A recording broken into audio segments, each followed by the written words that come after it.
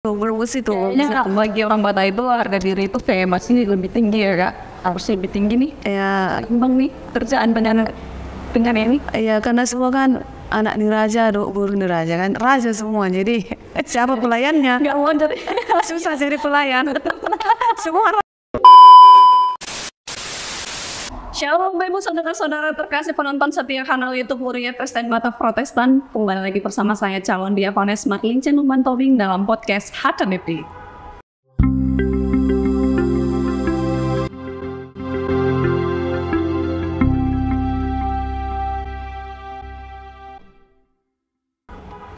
Podcast kita kali ini kedatangan narasumber yang begitu hebat, seorang wanita yang berkecimpung dalam dunia kewirausahaan. Nah, banyak sekali nih bisnis-bisnis yang dikerjakan oleh kakak ini di daerah Banige. Kakak ini juga terlibat sebagai ketua UMKM daerah Banige. Langsung saja nih kita berbincang-bincang dengan kakak kita, Kak Ita. Halo Kak Ita. Hai, halo. Apa kabar Kak? Kabar baik, sehat. Iya. Puji Tuhan. Wah, pastinya nih Kak, banyak nih teman-teman, para penonton dimanapun berada belum mengenal kakak. Dan pastinya mereka berharap kakak nih mengenalkan diri dulu nih supaya lebih akrab gitu. Oh ya, oke. Saya Rosita Silalai. Saya lahir dan besar di Banige. 22 tahun merantau di Jakarta. Lalu 4 tahun yang lalu saya kembali ke tanah kelahiran saya ini untuk membuka usaha sendiri. Oh, ini nih Kak, seperti yang diketahui tadi kakak bilang baru balik ke kota kelahiran Iya. tahun yang lalu. Berarti mulai bisnis di 4 tahun yang lalu. Seperti yang diketahui bahwa kakak tadi itu kan pebisnis nih. Gimana sih? Apa sih motivasi pertama sehingga kakak memilih untuk berbisnis? Iya, saya 22 tahun itu jadi karyawan ya, bekerja dengan orang. Kenapa saya ingin membuka usaha sendiri? Karena saya ingin punya usaha sendiri. Ingin bekerja sendiri, nggak diatur, ingin mengatur sendiri gitu. Kita ingin bohong. Udah terlalu lama, 22 tahun saya ikut orang. Jadi saya mau mandiri dulu lah gitu. Jadi usaha pertama nih kakak bangun apa sih? Usaha pribadi ya. Saya langsung langsung buka hotel, homestay, restoran karena kebetulan background saya itu dari pariwisata dan S1-nya manajemen. Jadi enggak melenceng dari ilmu saya lah. Baik, jadi itu pertama sekali di mana sih Kak didirikan? Apakah ini tempat kita yang sekarang atau ada di tempat yang lain? Yang pertama nih di tempat kita ini ada Cafe Hollywood, Hotel Ita Suposurong, terus tambah ke homestay. Homestay-nya? Iya, ada di Pagar Batu, masih seputaran Banige karena aku cinta Banige. Wow, cinta kota. Akhirnya kita harus mengembangkan kota kita dia. Iya. Pastinya. Iya, kalau bukan kita siapa lagi? Betul. Iya. Ayo anak-anak daerah, cintai di daerah sendiri. Ya, aku jatuh hati, aku jatuh cinta dengan kampungku sendiri. Dan aku memang punya cita-cita harus membangun di kampungku sendiri. Dan pastinya karena kita tahu Banigi Kak itu daerah destinasi wisata juga ya, karena dekat dengan Danau Toba. Iya. Pastinya banyak turis-turis, orang-orang yang layak untuk datang ke sini berwisata. Iya, betul. Jadi peluang untuk mendirikan usaha itu besar ya Kak di sini. Peluangnya besar, kesempatannya juga bagus ya. Ini peluang usaha yang bagus karena ini daerah wisata. Jadi bisnis di pariwisata itu yang paling pas lah untuk daerah sini. Betul, betul sekali Kak. Nah, pastinya ketika kakak merintis ini nih, pasti kakak udah mau kali-kali kan nih kesulitannya di sini, kendalanya akan di sini, kekurangannya akan di sini, dan bla bla bla bla dan segala macamnya. Gimana sih Kak? Coba dong cerita. Soalnya untuk anak-anak kan muda nih naposo gereja, biar bisa belajar dari pengalaman kakak yang memang sudah terjun di dunia usaha seperti itu. Pada awal saya bangun usaha bisnis itu terkendala itu di pengaturan waktu ya. Karena waktu saya bangun ini saya masih aktif bekerja di Jakarta. Saya masih ada pekerjaan di sana. Kemudian di Banige saya mengelola suatu hotel juga ya. Terus saya bangun ini, jadi ada 3 pekerjaan yang saya lakukan sekaligus waktu itu. Jadi kendalanya di situ, sehingga waktu pembangunan hotel saya sendiri itu lepas dari pengawasan saya, makanya agak lama kemarin pembangunannya di situ. Nah sesudah ini 4 tahun yang lalu saya mulai rintis bangun. 2 tahun terakhir saya lepaskan pekerjaan Jakarta, saya fokus di Balige. Dan 1 tahun yang lalu saya lepaskan semuanya, saya fokus di usaha saya sendiri. Berarti dalam waktu 4 tahun itu masih terikat juga dengan pekerjaan-pekerjaan yang lain? Iya. Wow, itu sekali handle 3 pekerjaan dalam waktu yang bersama. Iya, jadi saya pulang-balik Jakarta, Balige, dan itu sangat ini ya, menghabiskan waktu dan materi juga. Dan tenaga juga ya? Tenaga juga habis ya. Saya pikir fokus saja lah di sini. Terus nggak apa-apa. Waktu itu kakak manage waktu kakak. Nah itu repotnya di situ. Jadi sehingga untuk ke usaha ini sendiri jadi perhatiannya jadi berkurang. Nah makanya harus ada yang dilepas. Kita nggak selalu harus memiliki semua ya. Harus ada yang dikorbankan, ada yang dilepas. Tergantung kita prioritas kita yang mana, kita pilih yang mana. Harus ditetapkan tujuannya kemana. Nah ini kak, pastinya sebelum ini berdiri, ini pasti udah rencana bertahun-tahun atau keinginan yang sudah lama, pengen seperti ini, pengen seperti ini. Gimana sih kakak mewujudkan impian itu sehingga bisa terjadi di tahun ini, di akhir-akhir ini, di 4 tahun yang lalu? Ya, waktu saya di perantauan ya, memang dari dulu saya udah ada niat, cita-cita untuk punya usaha sendiri dari dulu. Saya itu orangnya bukan orang kantoran, bukan orang kantoran banget lah, orang lapangan lah saya cocoknya. Jadi sebenarnya saya itu sangat susah terikat dengan orang lain. Di pekerjaan juga demikian. Tapi kan kita butuh modal, dana, tabungan. Nah dari penghasilan saya bekerja selama ini sedikit banyak dikumpul-kumpul. Waktu merantau, di perantauan kita menghemat supaya ada tabungan. Nah sesudah ada terkumpul barulah berani pulang ke kampung, kita membangun itu. Ini sebenarnya impian saya udah lama sih. Yang bertahun-tahun di Tegal. Dan bisa terrealisasi 4 tahun belakangan ini. Pastinya ada banyak ilmunya ya kak dalam mewujudkan impian ini. Banyak ya, karena aku kan sendiri ya, keluarga aku sih banyak, anggota keluarga banyak, cuma dalam bisnis ini aku jalankan sendiri gitu. Jadi sebenarnya kendalanya di situ sih, mau bertukar pikiran dengan siapa, ya semua dipikirkan sendiri, solusi sendiri, cari jalan sendiri gitulah. Artinya kakak ini masih single nih, penonton semua. Sehingga kakak ini, yaitu kesulitannya satu, teman TikTok untuk merencanakan segala sesuatunya. Ya ada ya kak? Ada sih, ada Tuhan. Ada Tuhan. Betul ada Tuhan. Keluarga juga pasti bisa kan diajak. Bisa. Cuma yang visinya sama kan agak susah lah. Karena masing-masing kan ingin bekerja sendiri juga, pengusaha sendiri juga. Jadi ya kalau kita minta anggota keluarga untuk gabung kan mereka punya bisnis sendiri gitu. Oh jadi artinya satu keluarga nih pebisnis juga nih ya? Dan masing-masing punya kegiatan lah. Dan masing-masing punya keluarga. Jadi mereka fokusnya udah beda dengan saya. Oh iya. Itu kendalanya di situ. Berarti ini usaha sendiri, usaha pribadi. Iya. Tapi kan keadaan dunia bisnis sih dikenal nih menanam modal gitu atau usaha. Kakak agak punya kolega untuk usaha ini begitu. Iya. Saya murni sendiri saya. Murni sendiri. Iya. Cari modal sendiri dengan memanfaatkan, sekarang kan udah gampang ya untuk pembiayaan untuk usaha itu banyak, dari program dari pemerintah banyak sekarang. Termasuk itu pinjaman KUR. Itu KUR itu bisa sampai 500 juta kita minjem. Asal usahanya jelas ada jaminan, ada agunan gitu. Dan dari tabungan lah. Tabungan pribadi. Iya. Yang dikumpul 22 tahun ya.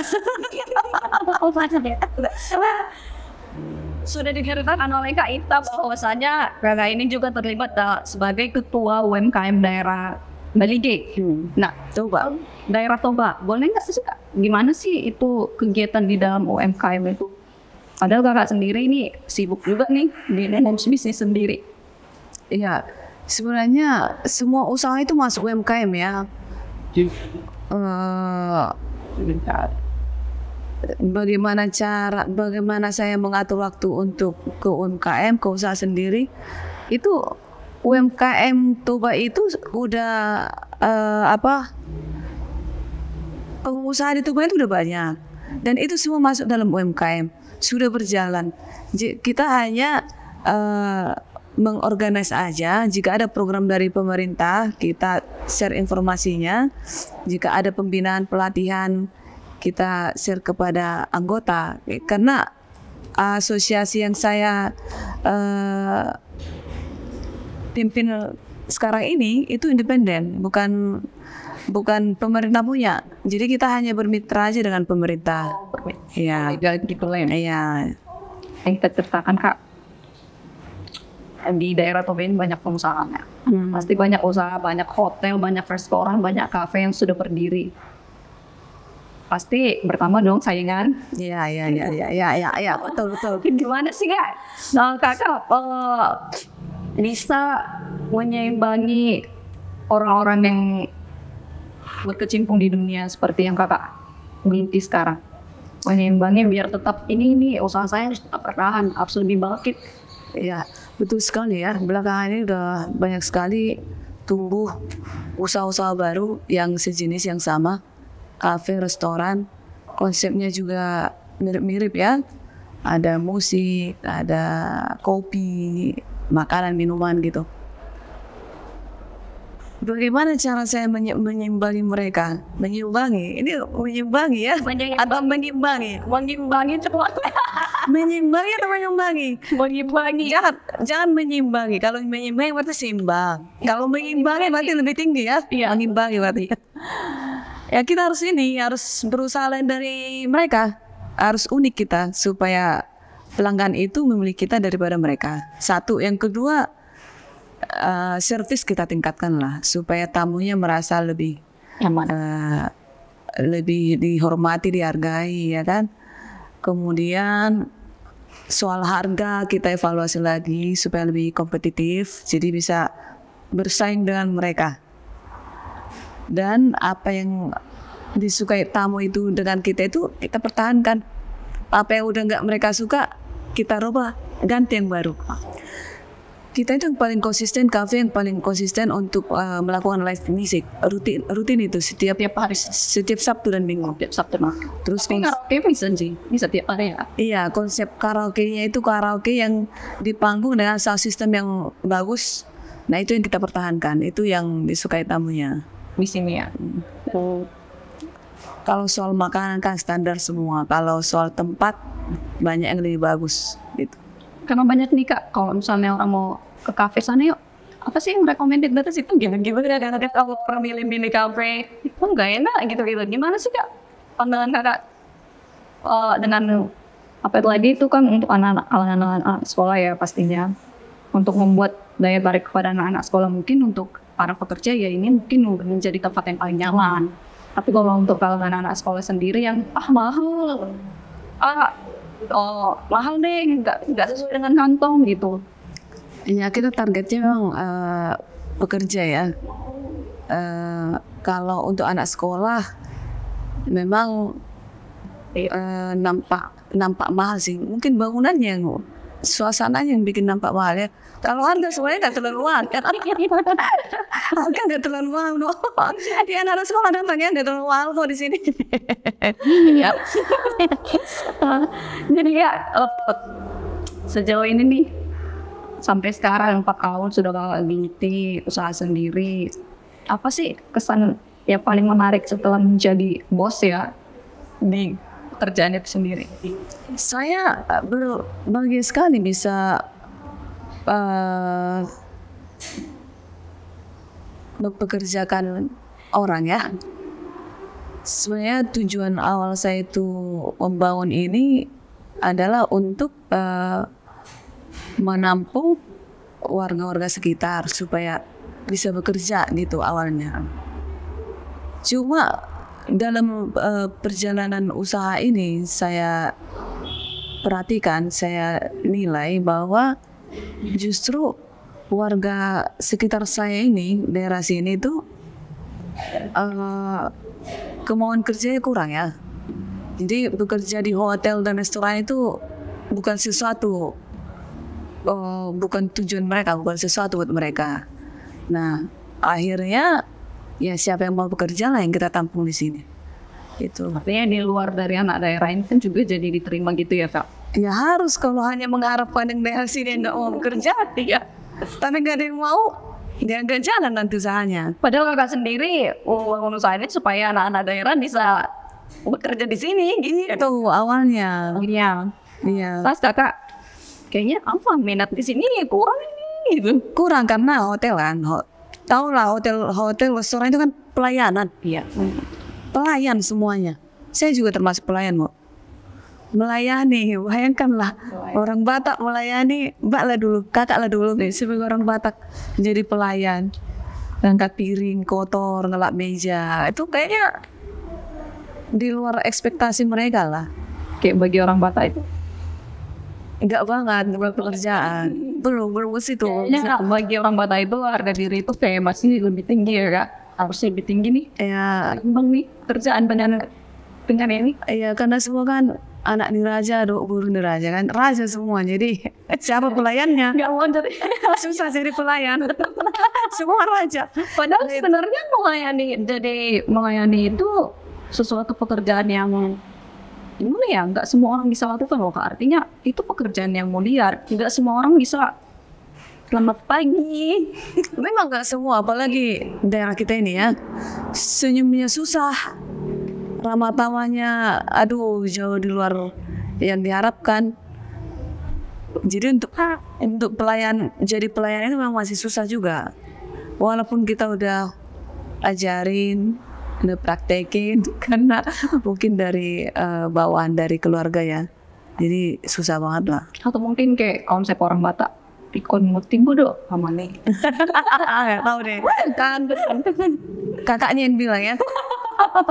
Ya, Kak, seperti dalam kehidupan kan pastinya kayak orang tua nih.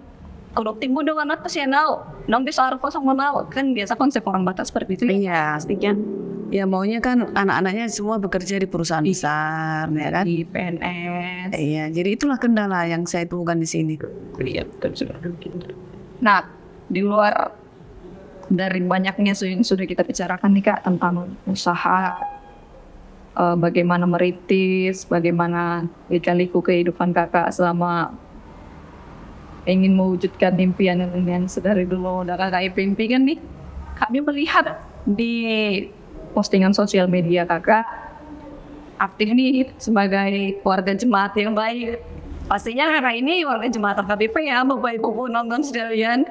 Nah, kakak kan seperti yang kita ceritakan tadi, Kakak itu jemaat AKBP Barwara yang berada di daerah Hambunan. Nah, tapi selain itu Kakak ini aktif, misalnya kayak kegiatan distrik, ada acara-acara di distrik. Nih Kakak ini sering MC nih di kegiatan distrik nih. Gimana sih, Kak? Bagaimana sih pengalaman Kakak yang tentang gereja itu, tentang spiritualitas? Iya, jadi hubungan antara pekerjaan atau bisnis ini dengan spiritualitas ya. Ini bisnis yang saya jalankan sekarang ini, usaha ini merupakan pekerjaan buat saya. Pekerjaan yang saya sukai, saya suka karena background saya di sini juga. Dan saya geluti juga. Bisa dibilang sumber mata pencarian saya itu sekarang ya dari sini. Nah, akan tetapi itu pekerjaan, jangan sampai pekerjaan itu yang mengatur kita ya. Kita yang harus mengatur pekerjaan. Saya mencari kebahagiaan itu dengan bekerja. Kebetulan tempat ini yang saya sukai bikin aku bahagia kalau kerja di sini. Nah, jadi hubungan antara pekerjaan dan spiritualitas ya. Jangan hanya kita melulu mencari dunia ya. Ya kan? Memang uang itu penting, tapi bukan tujuan utama kita hidup ini kan, bukan itu sebenarnya. Betul kan? Betul. Ya. Harus ada keseimbangan lah antara duniawi dengan rohani, spiritual. Untuk itulah kenapa saya selalu berusaha untuk pergi ke gereja, beribadah,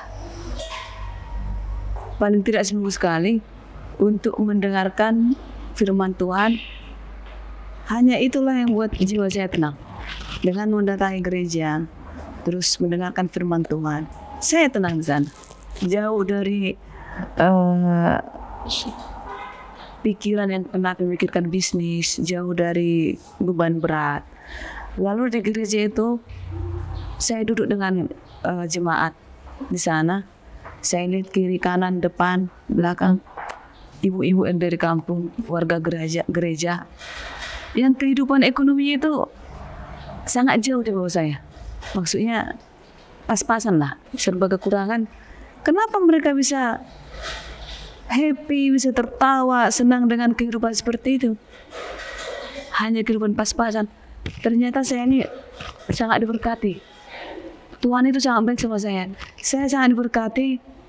Saya bisa sampai sejauh ini, saya bisa punya usaha seperti ini. Kalau Tuhan tidak sayang sama saya, nggak mungkin dikasihnya. Kalau Tuhan tidak percaya, nggak mungkin dikasih kepada saya. Itulah yang mengobati hati saya selalu, yang selalu mengingatkan saya untuk tetap bersyukur bahwa saya ini sangat beruntung ketimbang dengan orang-orang lain di luar sana.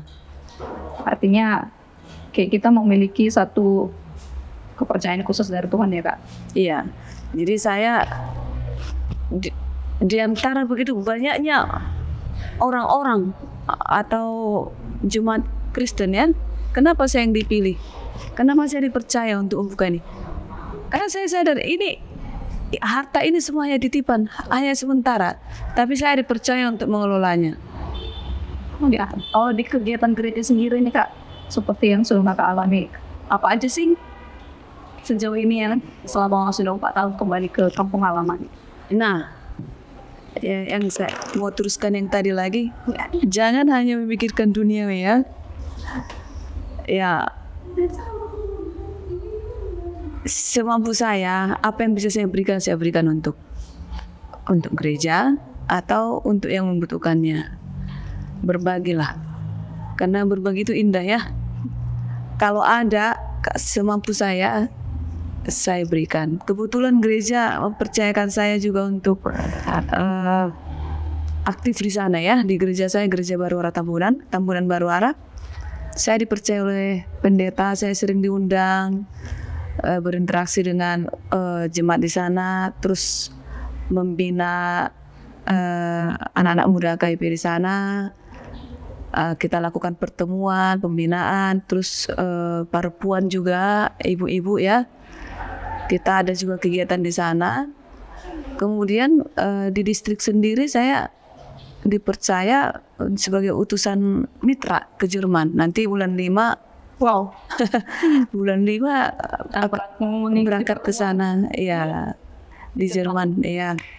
Luar biasa, Kak, itu puji Tuhan. Saya nggak tahu kok bisa saya gitu loh. Sampai sekarang saya masih nggak percaya. Kenapa sih harus saya?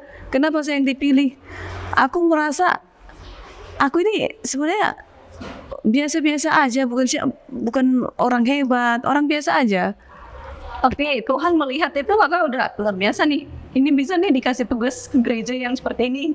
Nah itu dia, jadi mengalir begitu aja. Yang tadinya saya diundang pendeta, saya oke, ada kegiatan saya terlibat, disuruh membina anak muda, ayo, mengalir gitu aja. Dan akhirnya jadi ditunjuk untuk mewakili distrik Toba Sundutan ke Jerman, mitra dengan Jerman gitu. Jadi luar biasa, Tuhan baik banget sama saya sampai sejauh ini.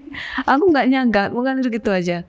Nggak ada kepikiran, nggak ada terbersit ada program seperti itu, nggak ada. Dan mengalir begitu aja, tapi Tuhan lihat ini yang betul-betul kesungguhan hati nih mengikuti kegiatan-kegiatan gereja. Kenapa tidak dipercaya begitu kan ya Kak? Puji syukurlah, Tuhan itu baik. Artinya untuk itu, dan seperti konsep Kakak tadi nih, untuk apa mengejar kekayaan yang ada di duniawi? Karena tujuannya semua titipan. Tuhan kayaknya melihat dari situ deh Kak, ketulusan hati. Amin, amin, Betul ya Kak? amin. Nah, gimana nih? Pasti seperti ini nih, Kakak ini deg-degan pasti. Ini kali pertama untuk mengikuti pertemuan di HKBP. Iya, di Mitra Jerman. Mitra yang diutus dari HKBP. Deg-degan dong pasti ya. Gimana sih gimana sih kesan pertama setelah tahu menjadi utusan? Aku kaget ya. Aku bertanya, kenapa harus aku, Amang? Apa nggak ada yang lain? Karena aku nggak merasa pantas loh, gitu. Jadi aku surprise, kaget, tapi percaya ini Tuhan yang ngatur. Jadi nanti bagaimana di sana nanti kita lihat aja ya. Aku sendiri nggak tahu karena baru pertama kali nih. Karena kalau tetap tidak di-share nih pengalaman Kakak di sosial media pastinya ya. Orang-orang yang lain juga kayak kemotivasinya itu nih. Oh iya, boleh. Artinya di dalam gereja itu ternyata enggak hanya pelayan pelulu yang diutus ke saat mengikuti pertemuan-pertemuan, jemaat juga yang benar-benar dilihat benar-benar melayani dengan Tuhan, melayani untuk Tuhan itu dipakai Tuhan untuk mengikuti event-event besar yang ada di gerejanya. Iya. Artinya supaya kita perlihatkan bahwa jemaat juga harus berpartisipasi untuk menunjang pelayanan di dalam gereja. Begitu ya, Nak ya. Pak, selain mimpi Kakak yang menjadi pemilik usaha sendiri nih, apa sih hal apa lagi sih yang menjadi impian Kakak selanjutnya? Karena di luar impian kok ngerasa seperti yang tadi Kakak, wow, kok ada sini bro? Mimpi-mimpi yang lain pasti ada nih Kak, mulai ini. Ya, sebenarnya saya punya cita-cita ya, ingin punya sekolah sendiri, sekolah tinggi pariwisata. Wow. Gak jauh-jauh dari wisata lah kalau saya. Kalau saya buka usaha gak jauh dari wisata, perusahaan di bidang wisata lah. Ingin punya sekolah tinggi pariwisata di Toba ini. Terus ingin juga punya galeri yang besar ya, seperti mall mungkin. Wow. Yang bisa menampung semua produk-produk UMKM di kawasan Danau Toba ini. Robot Yesus kan nih. Doakan ya. Hari Bapak Ibu kita doakan ya Kak, supaya ceritanya bisa terus nih apa yang diharapkan, apa yang diimpikan. Iya, iya. Amin. Atau nih Kak, share misalnya di AKBP nih, kalau tadi Kakak bercerita beri pembinaan apa sih? Itu UMKM apa pembinaannya Kak? Memotivasi mereka kalau perbuat pembinaan ekonomi kreatif lah. Sejauh ini Kak yang udah berjalan bagaimana Kak? Kita kemarin kemarin kita membuat membina mereka supaya timbul jiwa entrepreneurnya, jiwa wirausahanya timbul. Nah, cuma mereka masih kurang semangat lah ya. Nanti kita mudah-mudahan nanti dengan pulangnya dari Jerman ini ada sesuatu yang kita bawa untuk merubah itu. Betul. Ada hal-hal yang baru juga untuk menginspirasi ya Kak. Iya. Supaya lebih membangun semangatnya. Terus kalau ada dana juga kan lumayan. Apalagi nih Kak, kalangan muda sekarang nih untuk memicu jiwa kewirausahaannya nih. Gimana sih Kak Kakak melihat napo-napo sekarang? Sebenarnya mereka banyak kalau saya perhatikan ya, banyak yang sudah punya usaha sendiri, tapi untuk berkolaborasi itu susah. Jadi mereka lebih memilih untuk bekerja sendiri-sendiri. Sementara tujuan saya itu supaya bisa berkolaborasi, bekerja sama, membangun suatu usaha dan mengangkat nama AKBP lah.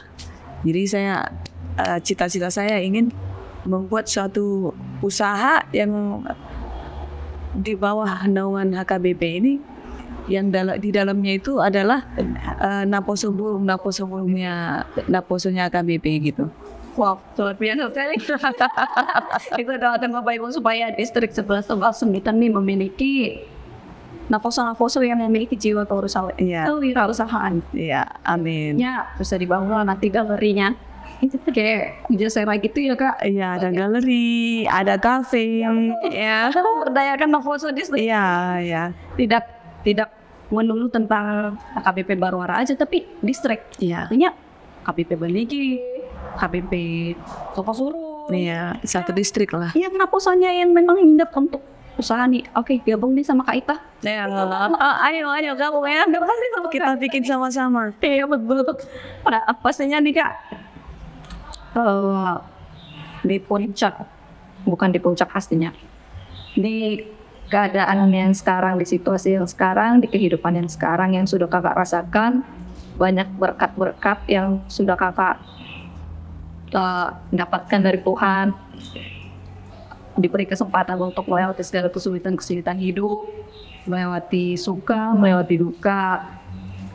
Apa sih kak yang ingin sekali kakak sampaikan kepada teman-teman nih, mungkin yang satu profesi dengan kakak, itu kepada naposo-naposo yang sedang mencari apa sih yang cocok dalam kehidupanku, hal apa sih yang dari perjalanan kehidupan kakak selama ini yang paling penting ada di dalam diri naposo, di dalam diri perempuan, di dalam diri pengusaha gitu ya.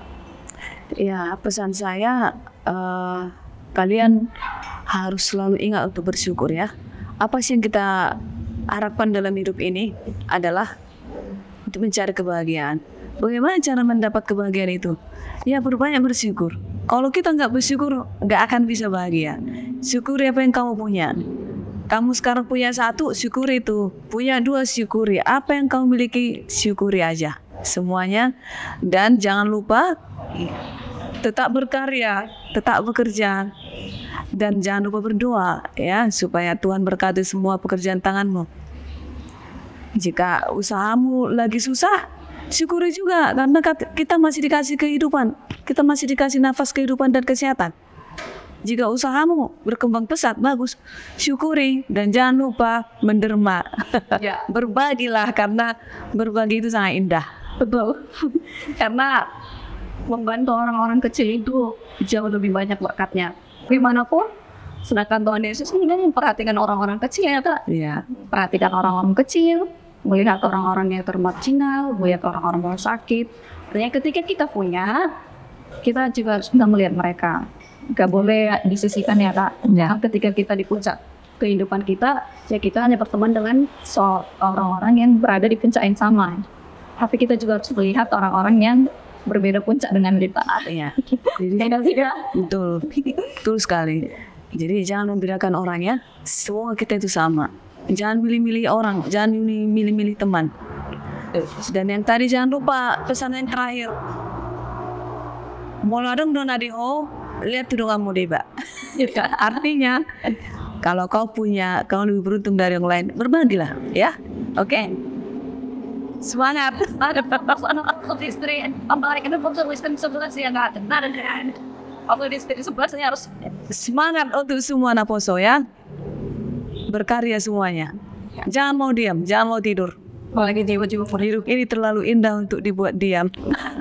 Bapak Ibu saudara-saudara sekalian, penonton setia YouTube Kuliah Kristen Mata Protestan. Di podcast kali ini ada banyak nih pengalaman-pengalaman yang sudah kita dengarkan dari Kak Ita sendiri sebagai seorang pengusaha yang memberikan dirinya untuk memberikan pengalaman-pengalaman dan membina para naposo-naposo yang ada di distrik ataupun yang ada di gereja Kak Ita itu sendiri.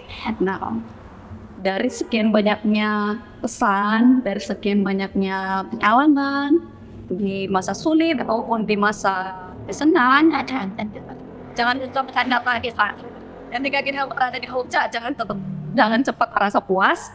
Dan ketika kita merasa di bawah, jangan cepat merasa putus asa. Ya, itu ya Kak. Artinya, apapun yang kamu kerjakan hari ini, biarlah pekerjaan itu menjadi pekerjaan bagi Tuhan. Apapun nanti yang akan kau impikan, biarlah itu kau doakan kepada Tuhan.